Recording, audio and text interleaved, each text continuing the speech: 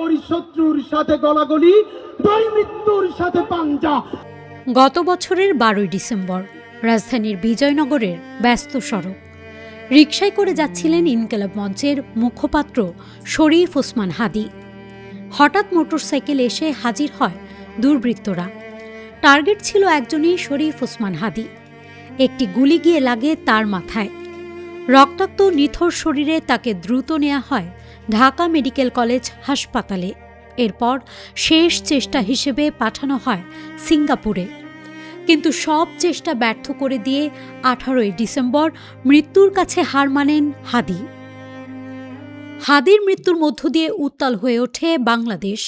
ইতিহাসের সব থেকে বড় জানাজাগুলোর একটি ছিল হাদীর জানাজা। দ্রুতই হত্যাকাণ্ডের তদন্তে সামনে আসে কয়েকজনের নাম। তাদের মধ্যে প্রধান আসামি ছিল ফয়সাল করিম মাসুদ ও আলমগীর হোসেন।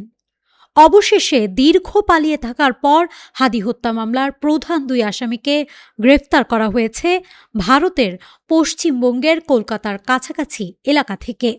রোববার বার্তা সংস্থা এএনআই এ তথ্য জানায়। প্রতিবেদন অনুযায়ী বাংলাদেশে হত্যাসহ গুরুতর অপরাধে জড়িত দুই বাংলাদেশি নাগরিক ভারতে পালিয়ে গেছে এমন গোপন তথ্য পায় ভারতীয় আইনশৃঙ্খলা বাহিনী। তদন্তে আরও জানা যায়, তারা আবারও সীমান্ত পেরিয়ে বাংলাদেশে ফেরার সুযোগ খুঁজছিল। এই উদ্দেশ্যে তারা পশ্চিমবঙ্গে বনগাঁ সীমান্ত এলাকায় অবস্থান নেওয়ার চেষ্টাও করেছিল। এই তথ্যের ভিত্তিতেই অভিযান চালানো হয়। 7 ও 8 মার্চের মধ্যবর্তী রাতে বনগাঁ এলাকা থেকে আটক করা হয় দুজনকে।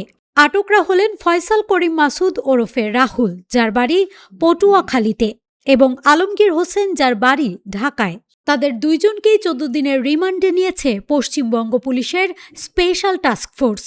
প্রাথমিক জিজ্ঞাসাবাদে তারা স্বীকার করেছে, রাজধানীতে শরীফ ওসমান হাদীকে হত্যার পরই তারা দেশ ছেড়ে পালিয়ে যায়। পরে মেঘালয় সীমান্ত দিয়ে অবৈধভাবে ভারতে প্রবেশ করে। সেখান থেকে বিভিন্ন জায়গায় ঘোরাঘুরির পর শেষ পর্যন্ত তারা বনগাঁ এলাকায় অবস্থান নেয়। একটাই লক্ষ্য, সুযোগ পেলে আবার বাংলাদেশে ফিরে আসা। ভারতে আটক এই দুইজনের বিরুদ্ধে ইতোমধ্যে মামলা হয়েছে। রোববার তাদের আদালতে হাজির করা হলে পুলিশ হেফাজতে নেওয়া হয়। এখন চলছে আরও জিজ্ঞাসাবাদ, আরও তদন্ত। হাদী আর ফিরবেন না, কিন্তু তার হত্যার বিচার হবে, এটাই সবচেয়ে বড় প্রত্যাশা। News desk, Manabzamin.